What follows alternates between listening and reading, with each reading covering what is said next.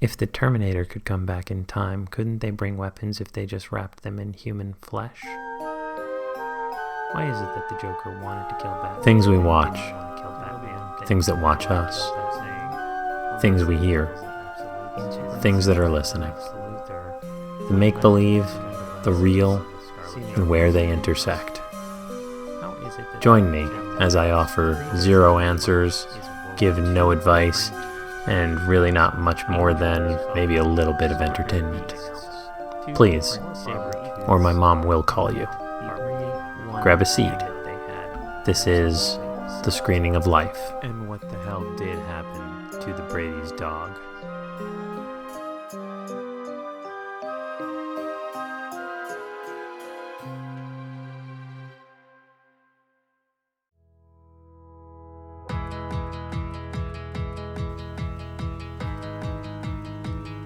I asked my friend Neil the other day what he thought of the title, The Screening of Life.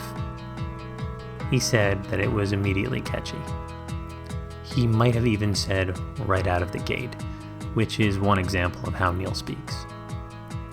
If you listen to me talk for long enough, I'm sure I'll get around to how excited I was the first time I heard him say, "Holy jumpin'."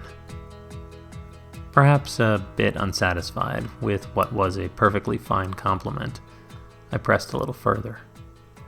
When you hear The Screening of Life, what immediately comes to mind? I asked. Well, I like it. It kind of sounds like I'm going to watch a film about your life, or my life, or life. Screening of Life. And the idea of, a retrospective, maybe. Looking back at the relationships we've had with people, with art, with fiction, and what that means to us now, and putting it in perspective. If I'm watching a retrospective or a screening of something that's already happened, it can offer me a fresh perspective on it. I think that's kind of cool, so I like the title. That's what it evokes for me, that sense of looking back. Despite the eloquence, that was not the answer I was looking for. However, it was the one that I got. Life is like that quite often for me. The things that I find that I'm looking for are seldom the ones that I get, and typically, I'm the better off because of it. It might take a little while to get comfortable again in the newness, but the comfort shows up, and so do I. So if The Screening of Life reminds Neil of a retrospective of his memories, his experiences, so be it. Because that is actually exactly the feeling I'm trying to convey. To further illustrate an example, here is my friend, actor and filmmaker, Neil Napier. It freaked me out. I also grew up with, my grandfather had built a cottage on a lake north of Montreal. So I grew up in the summers going to this cottage on the lake and swimming. You swim out in the middle, imagining what was below me. After the opening of Jaws with the girl swimming and the tug on her leg, and then that terrified me. And a very, very surreal camera looking up at her legs. Yeah. That sticks with me. Yeah. Yeah. I had a pool growing up, and I had a certainty that somehow Jaws was going to come crashing through the vinyl liner. In the pool. Swimming pool. Nice. Yeah. Well, at least I had a lake to be afraid of. A little bit more realistic. Yeah. A giant shark was going to find you in your lake. My imagination's not as powerful as yours, George. Just put it that way. As long as you remember that. A moment that had a profound effect. What would a collection of these moments do to a person, both positively and negatively? Screening can mean many things. A viewing, a series of questions, a parsing out of what works and what doesn't. A process. I'm in the habit of screening my own life, going through what works and what does not, attempting to discard those things that don't and continue to cherish and perfect those that do. It's not always easy to throw away old things, even if they are as intangible as an idea. As I go through the news footage of my life, I am confronted with all sorts of instances that I can shuffle into simple categories. Mistakes, victories, struggles, triumphs. Attached to them is one simple principle. Every action has a reaction. I have two wolves battling inside of me, a light one and a dark one. Whichever I decide to feed the most will be the victor. What I find helps to enable me to take such action is to have heroic examples, or nefarious ones.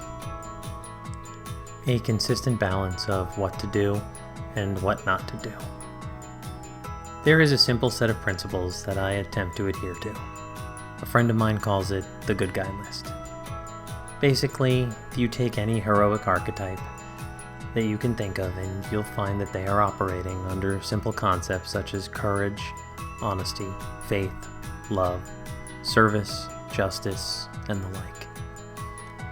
With this in mind, I have come to marvel at how much attachment I have in my life to the words and pictures that I've ingested through the years. A continual process of growth exists in the media I consume, depending on how I consume it. In part, this is what I hope to relate. This process. A series of experiences. A screening of my life, and by extension yours, as charted by the moments of fiction that have most profoundly shaped it. The things that I have read, seen, or heard have made me who I am. And if my inspiration for both positive and negative change in the world is real or fiction, does it matter? I don't know. I don't know if it matters, right? And how do we know, like, what? I mean, we're getting into, we can get into the weeds about what memory is and what reality is and what truth is. Well, that's welcome to the show. Yeah. Yeah. And what fiction is. I mean, maybe most of my life is fiction that I've created, retrospectively. I don't know. I know some of it is fiction. Some of my memories are fiction. If I talk to my parents and they're like, no, that never happened.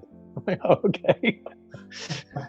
A powerful moment from your childhood that is just, it's impossible to imagine your life without it. And then all of a sudden you realize you had the details completely wrong.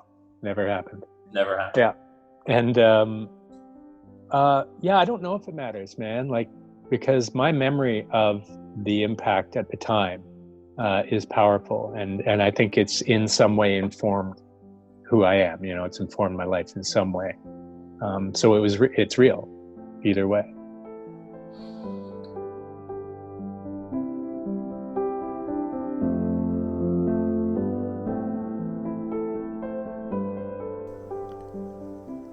While being the middle child of a suburban New Jersey man and woman, I am also the byproduct of many mothers and fathers. The words of sage voices like Captain Kirk have nearly as much weight as those of my biological parentage. The smirk of the dread pirate Roberts, or the satisfaction of Inigo Montoya's completed vengeance, taught me as much about being a hero as any childhood experience. Even now, in my day-to-day life as an adult, how certain am I that the wisdom I attempt to impart on my own children didn't originally come from Mrs. Garrett from The Facts of Life? I'm not talking about examining anything as simple as Captain Marvel does good, so I should do good too, or anything so surface. My intention is not to simply compare and contrast the qualities of character or the overall integrity of the story. That will certainly be a part of it, but a minor addition to the overall mural I'd like to paint. This show will highlight the attachment to these source materials on a personal level.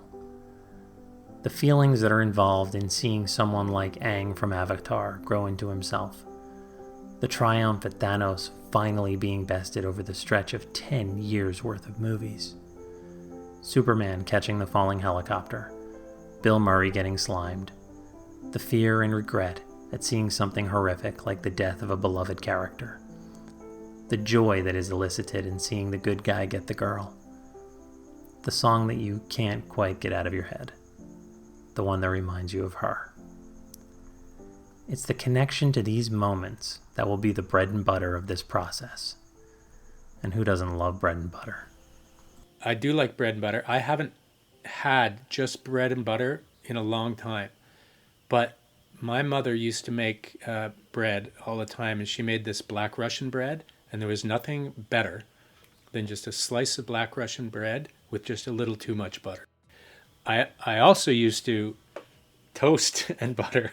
I used to take the toaster on a tray with a whole loaf of bread and the tray of butter into the den and watch football or whatever, and I would just keep toasting toast and stacking them under after I buttered them, so that I always get way ahead, and I'd eat, like 3/4 of a loaf of white bread with butter.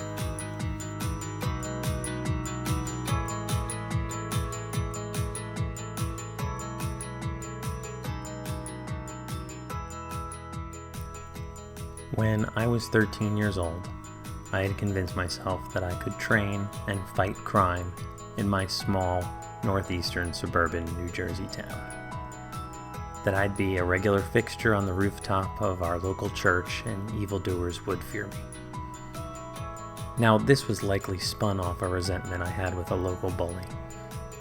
However, I had gone so far as to even begin to fashion myself a very Robin-esque costume.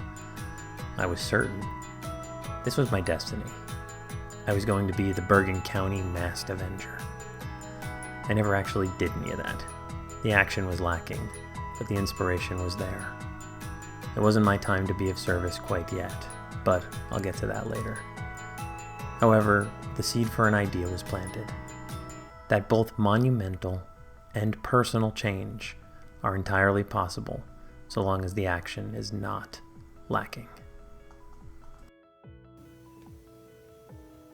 Well, inspiration leads to personal action, right? So I think there has to be, some sort of interface between the fiction and the action, and I think that is the inspiration, right? If I watch something, or listen to music, or read a book that inspires me into action,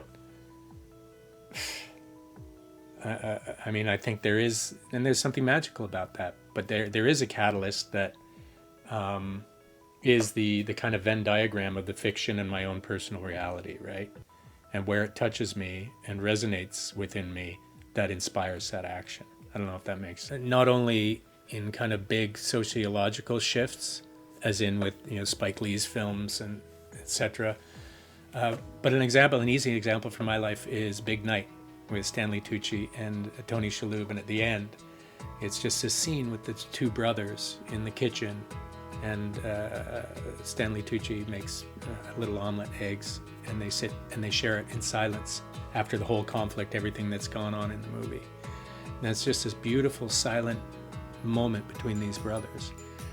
And that inspired me. I wept at that and contemplated the relationship I have with my brother, which is a good relationship, but it can be distant. And it inspired me to reach out to my brother and try to keep, a closer communication with my brother and an appreciation for our relationship. And that's from sitting watching this one moment between two actors playing out a script in a beautiful film.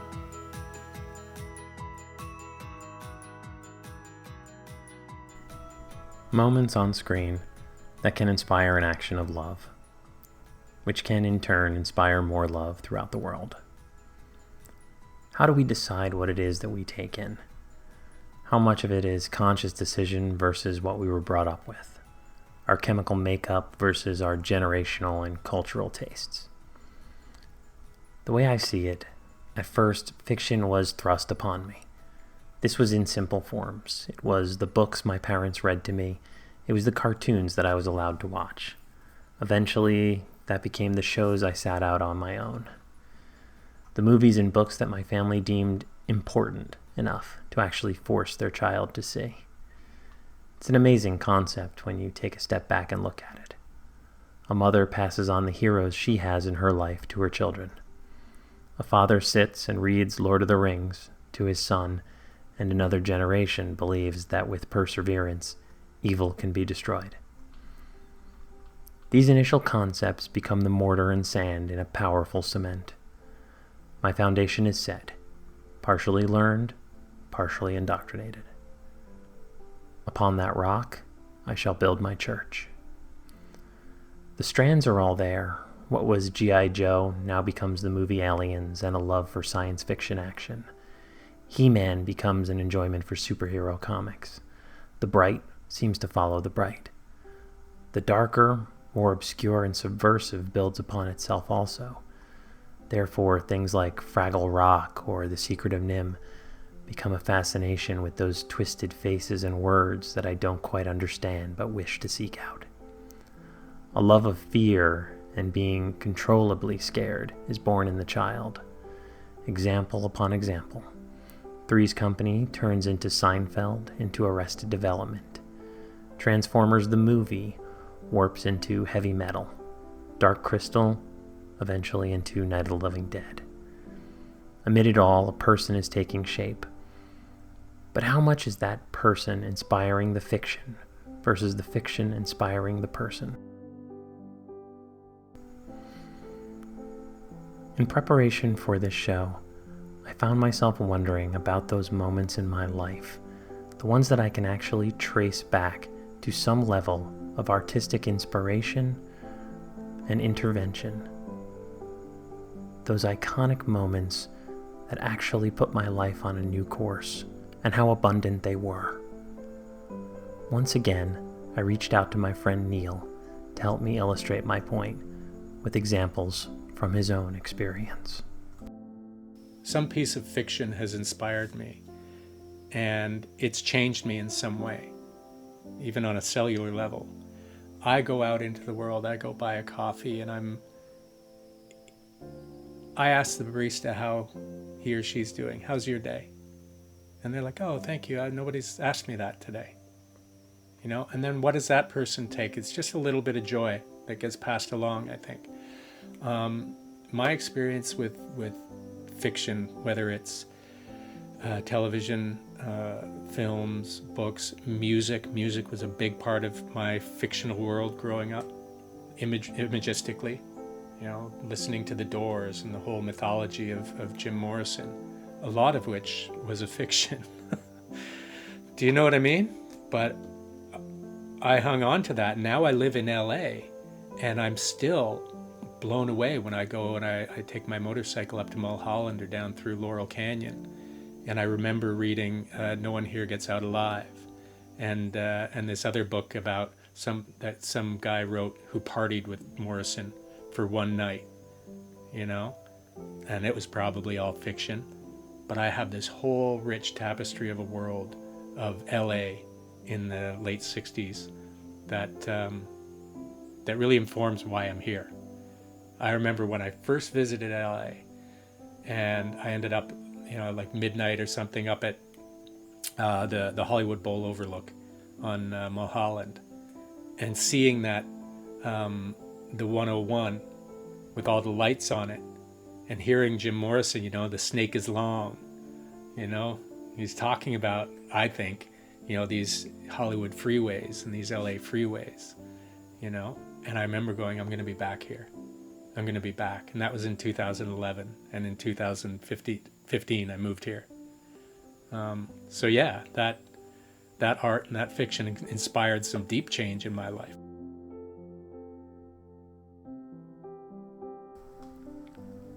So long as the action is there, so long as I am affecting change in my life, what difference does where I got the inspiration come from matter?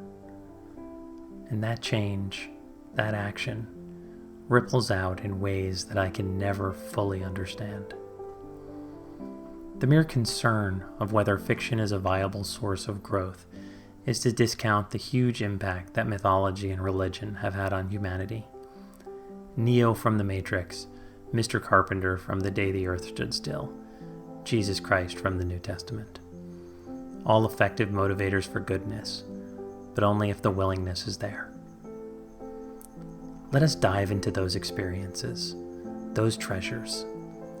An exploration of the moments that we recall from the things that we love, be they film or song, long or short, color or black and white. That odd phenomenon we all experience when something is so good that you can hardly help but tear up because of it. And furthermore, how those moments have impacted our lives in both positive and negative ways. The best way to continue to illustrate my point is to do just that. While I may have at one point fancied myself the sidekick to the Cape Crusader, it would be a good number of years before I'd find the actual inspiration to take such heroic action. As with most change, it came as a result of having suffered a good amount of pain. Now, I am an alcoholic in recovery. Part of that journey was front seat to some very non-fictional darkness. It would seem that my catalyst needed to come as a result of desperation. When I was granted such a gift, what I was treated to was the stories of many others like myself. While steeped in reality, there was little difference between the accounts of these men and women and the tales of heroism and villainy I was exposed to as a child. I heard journeys of redemption, accounts of justice, and no shortage of courage among them.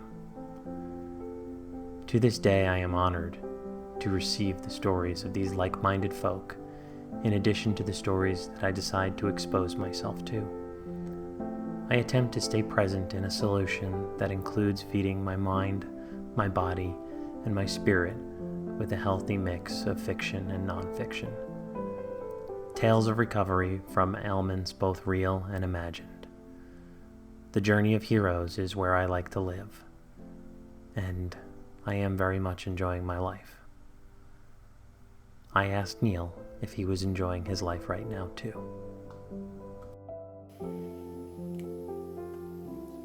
I am enjoying my life right now. I don't think I have a choice. It's either enjoy it or get the fuck out. Life. A simple story. A beginning, a middle, and an end.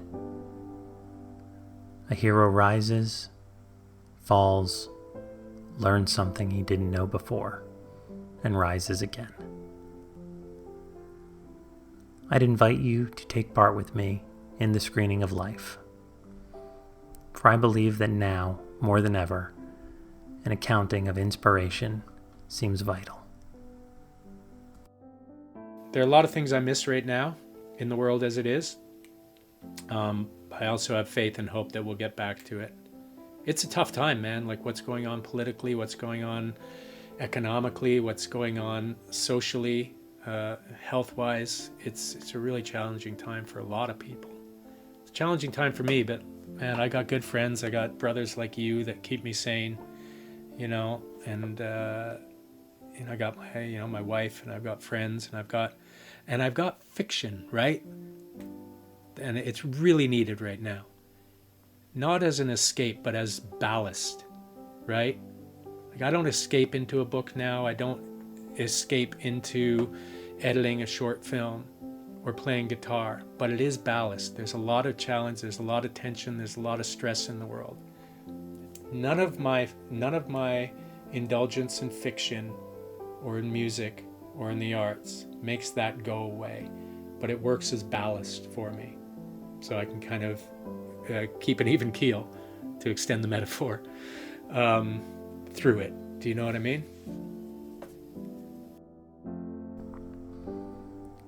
I do. All I really have left to tell you is what my hope is. Like Neil, I hope to stay afloat myself, and perhaps, in the process, with a few of you as well. But more than that, I hope that you enjoy yourself. I know that I already am. Thank you.